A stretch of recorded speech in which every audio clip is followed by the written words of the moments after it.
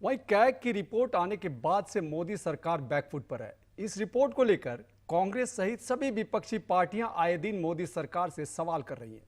कांग्रेस और आम आदमी पार्टी पहले ही मोदी सरकार से जवाब मांग चुकी है। अब तमिलनाडु के मुख्यमंत्री एम.के. स्टालिन ने मोदी सरकार को भ्रष्ट बताते हुए 7 घोटालों का हिसाब मांगा है। कैग की रिपोर्ट में ऐसा क्या है जिससे विपक्षी दल इतने उत्साहित हैं? देखिए ये रिपोर्ट।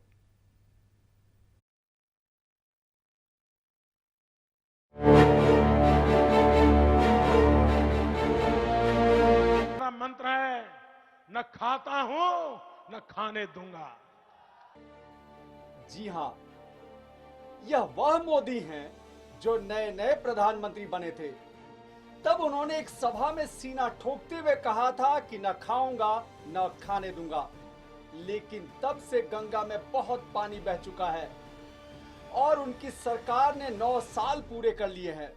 और देश की सरकारों में जब एक मंत्री के पद पर रहे नेताओं के बारे में यह कहा जाता है कि जो जितने समय तक सत्ता में बना रहता है वह उतना ही धन कुबेर हो जाता है। Auditor controller and auditor general यानी कैग की रिपोर्ट आने के बाद से मोदी सरकार की नींद उड़ी हुई है।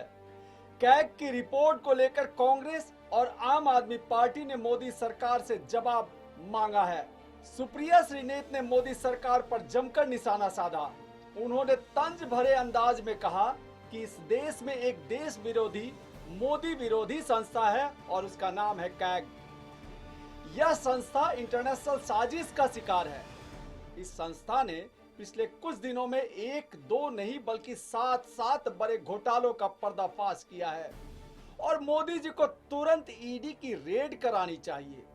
सुप्रिया ने आगे कहा कि कैग की हिम्मत कैसे हो गई कि उन्होंने 7 घोटाले की रिपोर्ट दे दी।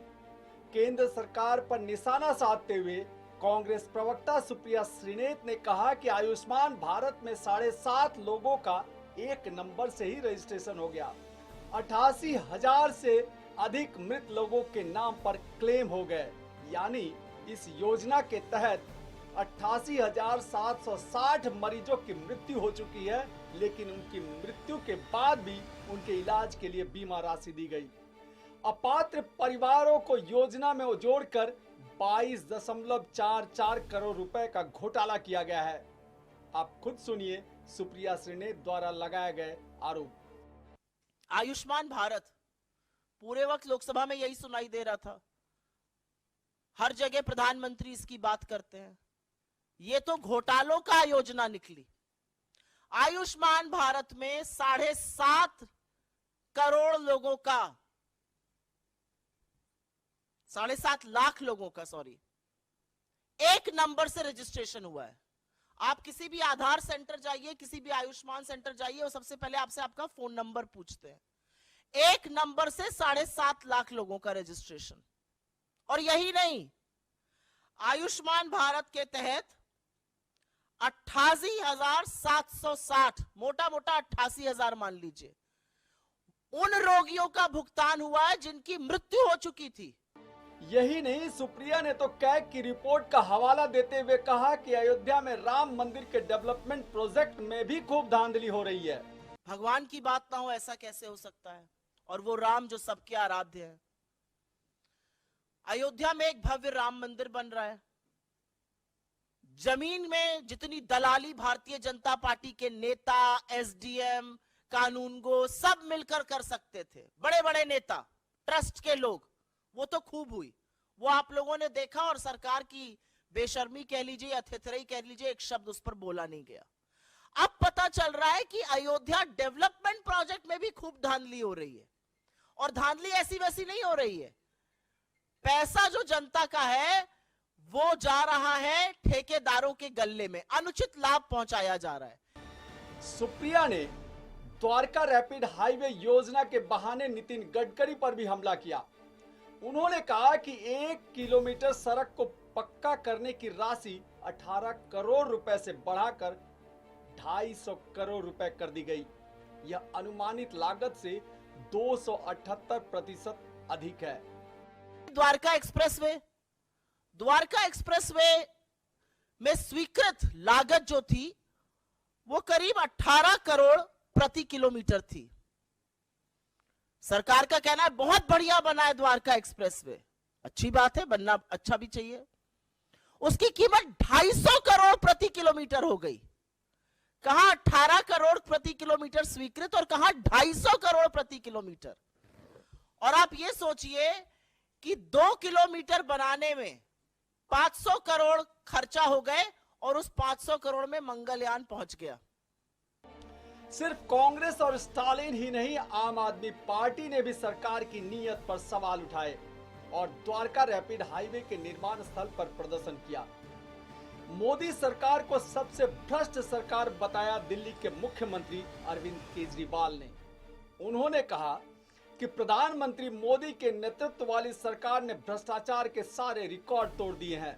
केजरीवाल ने कहा कि इस मामले में वह पिछले 75 साल के सभी आंकड़ों को पीछे छोड़ चुके हैं। केजरीवाल ने इस बारे में सोशल मीडिया पर पोस्ट लिखी और कैग रिपोर्ट का स्क्रीनशॉट लगाया। आप सांसद संजय सिंह ने तो प्रधानमंत्री मोदी से यह अपील कर डाली कि कृपया आप आगे से भ्रष्टाचार पर ज्ञान मत दीजिएगा। मोदी जी ने भ्रष्टाचार के सारे कीर्तिमान तोड़ते हुए 19 करोड़ 73 लाख रुपए की हेराफेरी। मोदी जी, आपने भ्रष्टाचार और घोटाले के सारे कीर्तिमान तोड़ दिए और हिंदुस्तान की आजादी के बाद आपकी सरकार भ्रष्टतम सरकार है। कृपा करके हाथ जोड़ रहा हूं, अब भ्रष्टाचार के खिलाफ आप मत बोला कीजिए। जाहिर है कैग की इस रिपोर्ट ने विपक्ष को 2024 लोकसभा चुनाव से पहले एक बड़ा हथियार दे दिया है और अब समय आ गया है कि मोदी अपने विपक्षियों को जवाब दें। हालांकि उन्होंने इसी महीने स्वतंत्रता दिवस के अवसर पर कहा था कि वो 10 साल का हिसाब देने आए हैं। और तिजोरी का पाई पाई अगर ईमानदारी से जनता जनार्दन के लिए खर्च करने का संकल्प लेने वाली सरकार हो तो परिणाम कैसा आता है। मैं 10 साल का हिसाब तिरंगे की साक्षी में लाल किले की प्राचीर से मेरे देशवासियों को दे रहा हूं। जाहिर है लाल किले की प्राचीर से हिसाब देने का ऐलान करना और कागजी सबूत का होना दोनों अलग बात है। महंगाई और बेरोजगारी पर सरकार को घेरने वाली विपक्षी एकता इंडिया अब मोदी सरकार पर उसके ही हथियार से वार करेगी। तो मोदी कौन से ढाल का इस्तेमाल करेंगे यह देखना दिलचस्प होगा। फिलहाल तो उनके सामने यह साबित करने की सबसे बड़ी चुनौती है कि जो आग कैग ने लगाई है उसमें से उठता धुआं सही नहीं है। Any news bureau.